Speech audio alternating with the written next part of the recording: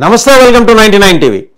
వామనుడి నుంచి త్రివిక్రముడు ఎలా అయ్యాడు అంటే ఇదేదో మహాభారతం నాటి కథ, భాగవతం నాటి కథ అనుకోవద్దు. ఇప్పటి కథే, నేటి భారతంలోని కథే. అది కూడా వామనుడు పవన్ కళ్యాణే, త్రివిక్రముడు కూడా పవన్ కళ్యాణే. త్రివిక్రముడు అంటే ఆయనతో పాటు పనిచేసే దర్శకుడు త్రివిక్రమ్ శ్రీనివాస్ కాదు. అంటే ఒక ట్రాన్స్ఫర్మేషన్, ఒక ఇండివిజువల్ తన జర్నీ స్టార్ట్ చేసినప్పుడు, కెరియర్ స్టార్ట్ చేసినప్పుడు ట్రాన్స్ఫర్మేషన్ ఎలా ఉంటుంది అనే దానికి ఉదాహరణ, live example, rather we can say live example Pawan Kalyan. సనాతన హిందూ ధర్మ రథసారథిగా ఆయన ఎమర్జ్ అయిన తీరు చూస్తుంటే ఖచ్చితంగా రాజకీయంగా ఆయన వేస్తున్న ప్రతి అడుగు కూడా ఆచి తూచి వేస్తున్నాడు, స్పష్టంగా అర్థమవుతుంది. దీని వెనక బీజేపీ ఉందా, ఆర్ఎస్ఎస్ ఉందా, విహెచ్పి ఉందా, బజరంగ్ దళ్ ఉందా? ఇవన్నీ ఉంటే కానీ ఆయన ఎదగకూడదా, ఎదగలేడా?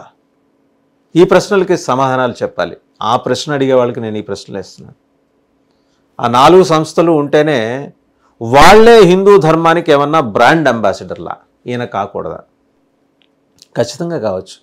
ట్రాన్స్ఫర్మేషన్ అనేది లైఫ్ జర్నీలో డిఫరెంట్ షేప్స్ తీసుకుంటుంది. బోల్డ్ అని హెయిర్ పిన్ బెండ్స్ ఉంటాయి, యూటర్న్స్ ఉంటాయి. అంత మాత్రం చేత వాళ్ళేదో అంతకుముందు అప్పుడు అలా మాట్లాడారు కదా, ఇప్పుడు ఇలా ఎందుకు మాట్లాడుతున్నారు? అసలు ఫలానా వాళ్ళు ఫలానా రీతిలో నేను మాట్లాడాలి అనేమన్నా ధర్మశాస్త్రం చెప్పిందా? లేకపోతే మారకూడదని ఏమన్నా నిబంధనలు ఏమన్నా రాసుకున్నాం మన రాజ్యాంగంలో? మరి వై పవన్ కళ్యాణ్ ఎంతసేపటికి ఆయన్నే టార్గెట్ చేస్తూ మాట్లాడుతూ వస్తున్న తీరు? ఆయన వరాహి డిక్లరేషన్లో చాలా స్పష్టంగా చెప్పారు. సనాతన హిందూ ధర్మం గురించి మాట్లాడితే అవహేళన చేస్తారా? చట్టాలు కూడా సనాతన హిందూ ధర్మం దగ్గరకు వచ్చేప్పటికీ చాలా స్ట్రింజెంట్గా ఉంటాయి, వేరే దగ్గరకు వచ్చేప్పటికి చాలా లిబరల్గా మారిపోతాయి. ఎండగట్టారు, స్ట్రైట్ అవే క్వశ్చన్ చేశారు. అలాగే జగన్మోహన్ రెడ్డి గారి గత నేర చరిత్రని పరిగణలోకి తీసుకోవాలి. తిరుమల లడ్డు వ్యవహారం, ఆ మాటకు వస్తే తిరుమలలో జరిగిన అపవిత్రీకరణకు సంబంధించిన పరిశోధన పూర్తి స్థాయిలో జరిగేప్పుడు వ్యాలిడ్ డిమాండే. చాలా సందర్భాల్లో సుప్రీంకోర్టు కానీ, హైకోర్టులు కానీ ఈ వ్యాఖ్యానాలు చేసే ఏమని, నిందితుడు ఎక్యూజ్డ్ని నిందితుడని అనలేదు, నేరం నిరూపణ అయిన తర్వాత దోషి. నిందితుడి గత చరిత్ర చూసిన దరిమిలా శాంతం పరిశీలించిన తర్వాత ఈ నిర్ణయానికి కోర్టు వస్తున్నదని భావిస్తున్నాం, కోర్టు వస్తోంది అని చెప్తున్నాం అనే మాటలు మనం లోగడ విన్నాం. సో ఆ క్రమంలో ఆయన అన్నారు, కానీ అదేదో జగన్మోహన్ రెడ్డి గారి మీద వ్యక్తిగతంగా దాడి చేసేయాలి అనే పద్ధతిలో ఆయన మాట్లాడాలి. దానికి సంబంధించింది కూడా ఆయన చాలా క్లారిటీతో చెప్పారు. ఆయన హయాంలో జరిగింది కాబట్టి ఆయన బాధ్యత వహించాలి, అంతేగాని జగన్మోహన్ రెడ్డి డైరెక్ట్గా ట్రక్కుల్లో నెయ్యి తోలుకుంటూ వెళ్ళి తీసుకొచ్చి తిరుమలలో ఇచ్చాడనే మాట అనలేదు ఆయన.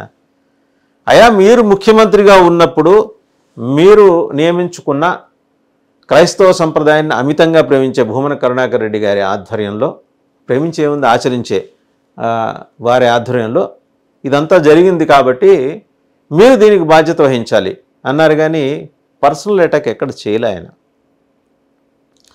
సరే, డిక్లరేషన్ గొడవ దగ్గరికి వచ్చేప్పటికీ జగన్మోహన్ రెడ్డి చెయ్యింది పవన్ కళ్యాణ్ చేసి చూపించారు. తన కుమార్తె, తన అన్నా లజన ద్వారా తనకు కలిగిన సంతానం, ఆమెను తీసుకొచ్చి డిక్లరేషన్ మీద సంతకం పెట్టించి, ఇంకా ఆమె మైనర్ అయినందువల్ల తండ్రిగా, సంరక్షకుడిగా, ఎస్ ఆమెకి హిందూ ధర్మం మీద, హిందూ సంప్రదాయాల పట్ల విశ్వాసం ఉంది, అలాగే స్వామివారి పట్ల అచంచలమైన భక్తి విశ్వాసాలు ఉన్నాయి అని చెప్పి డిక్లరేషన్ మీద ఆయన కూడా సంతకం పెట్టారు. తను చేసి చూపించిన తర్వాత ఇతరులకు చెప్పే అలవాటు పవన్ కళ్యాణ్కి ఉంది అనేది ఇక్కడ నిరూపించుకోవాలి. తేపకి ఆయన్ని కెలికే ప్రయత్నం చేయొద్దు.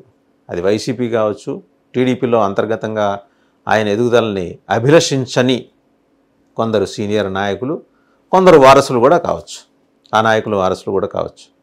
బెంగెట్టుకోమాకండి, హీఈస్ ద థర్డ్ ఆల్టర్నేటివ్. తృతీయ ప్రత్యామ్నాయంగా రాష్ట్రంలో ఆవిర్భవిస్తున్నాడు. వామనుడు ఎలా వస్తాడు బలిచక్రవర్తి దగ్గరికి? ఒక చిన్న పిల్లాడి మాదిరి వస్తాడు, 5-6 ఏళ్ల పిల్లాడి మాదిరి, ఒక బ్రహ్మచారిగా వస్తాడు. ముచ్చట పడతాడు బలిచక్రవర్తి. చిన్న పసిపిల్లవాడు, అప్పుడే బంగారు యజ్ఞోపవీతం తీసుకుని తన దగ్గరకు వచ్చాడు. తన చక్రవర్తి, అసుర చక్రవర్తి. సరే, ఆయన ఏదో ఆ యజ్ఞానికో యాగానికో కూర్చున్నప్పుడు వచ్చాడు కాబట్టి దానం కోసం వచ్చాడు కదా, అడుగమంటాడు. శుక్రాచార్యుడు వచ్చి ఆయన చెబుతాడు, వచ్చినవాడు వాడేమి 5-6 పిల్లాడు కాదు, అమాయకపు బాలకుడు కాదు, సాక్షాత్తు శ్రీ మహావిష్ణువు నిన్ను ఏమార్చటానికి వచ్చాడు అని. అయినా సంతోషించాడు బలిచక్రవర్తి. అందరికీ ఇచ్చే చెయ్యి ఈరోజు నన్ను అడుగుతోంది కదా ఇలాగా అని. వచ్చి ఏం కావాలి అని 3 అడుగులు కావాలంటాడు ఆయన. అంటున్నప్పుడు ఈయన అర్ఘ్యపాత్ర ద్వారా దానం ఇస్తున్నప్పుడు శుక్రాచార్యుడు ఆ పాత్రలో ఒక పురుగు మాదిరి అడ్డుపడతాడు. ఈ చిన్న పిల్లవాడు వామనుడు ఒక దర్భపుల్లతోటి అందులో గుచ్చుతాడు. అందుకనే శుక్రాచార్యుడికి ఒక కన్ను పోతుంది. సరే, మొత్తానికి దానం ఇచ్చిన తర్వాత ఒక అడుగు భూమి మీద వేస్తాడు. భూమి అంతా ఆక్రమించేస్తుంది. 2వ అడుగు ఆకాశం మీద వేస్తాడు. మరి 3వ అడుగు ఎక్కడ వేయమంటావు బలిచక్రవర్తి అన్నాడు. అడుగుతాడు. శ్రీ మహావిష్ణువు వచ్చి అడిగిన తర్వాత ఆయన నా నెత్తి మీద వెయ్యి, నీ పాదస్పర్శతోటి నేను పునీతమవుతానని. పునీతుడయ్యాడు. అసురుడైనా సరే పునీతుడయ్యాడు. శ్రీ మహావిష్ణువు పాదం ఆయన నెత్తి మీద వేయించుకొని పునీతుడయ్యాడు. పాతాళానికి తొక్కేస్తాడు. ఇవాళ జగన్మోహన్ రెడ్డి కూడా చేస్తోంది అదే.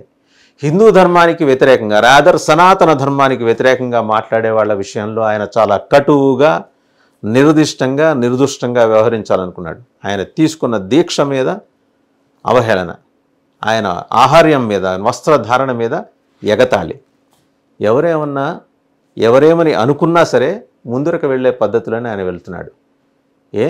ఇన్నాళ్ళకి శ్రీరామచంద్రమూర్తికి తామే బ్రాండ్ అంబాసిడర్స్ అని చెప్పుకుంటున్న బీజేపీ చేయలేకపోయింది. అలాగే రామతీర్థంలో శ్రీరాముల వారి విగ్రహ శిరచ్ఛేదన జరిగినప్పుడు అక్కడికి వెళ్ళి జై శ్రీరామ్ అన్న చంద్రబాబు నాయుడు గారు కూడా ఈ విషయంలో ఇంత ఉత్సాహంగా ముందుకొచ్చి, ఇంత స్ఫూర్తిగా ముందుకొచ్చి ఆయన ఏం ప్రకటన చేయలేదు. కానీ సనాతన ధర్మ పరిరక్షణ బోర్డు ఉండాలని చెప్పి పవన్ కళ్యాణ్ ముందుకొచ్చారు. దీనికి గట్స్ కావాలి. దేశవ్యాప్తంగా కులమతాలుగా చీలిపోయిన ఒక 78 రకాల సమాజాలు ఉన్న చోట ఆ 78 రకాల సమాజాలని ఒక దగ్గరికి తీసుకొచ్చే ప్రయత్నం, ఒక బృహత్ ప్రయత్నం చేయగలిగింది వామనుడు లాంటి పవన్ కళ్యాణ్. త్రివిక్రముడు అయ్యాడు. సో ప్రతిసారి ఆయన త్రివిక్రముడు అయ్యాడా లేదా అని లిట్మస్ టెస్ట్ చేయక్కర్లేదు. ఆయన అయ్యాడు, నిరూపించుకున్నాడు. దేవదేవుడి సమక్షంలోనే ఆ నిరూపణ జరిగింది. తిరుమల వెంకన్న కూడా అబ్బురంగా చూశాడు. ఆయన వచ్చి ప్రాయశ్చిత్త దీక్ష విరమణ చేసిన తర్వాత తిరుమలలో దర్శనం చేసుకొని తన బిడ్డల్ని తీసుకొచ్చి దర్శనం చేయించి, స్వామివారికి దర్శనం చేయించి, అవసరమైన చోట డిక్లరేషన్ ఇచ్చి, ధర్మానికి తాను ఎంత బద్ధుడినో చట్టానికి కూడా అంతే బద్ధుణ్ణి అని నిరూపించుకున్నారు. అది కదా కావాల్సింది. జగన్మోహన్ రెడ్డి గారు వీలైతే కొంత చదవండి, వామన చరిత్ర చదవండి, ఆ వామన చరిత్ర చదవండి, ఈ త్రివిక్రముడి చరిత్ర చదవండి. విషయాలు బోధపడతాయి.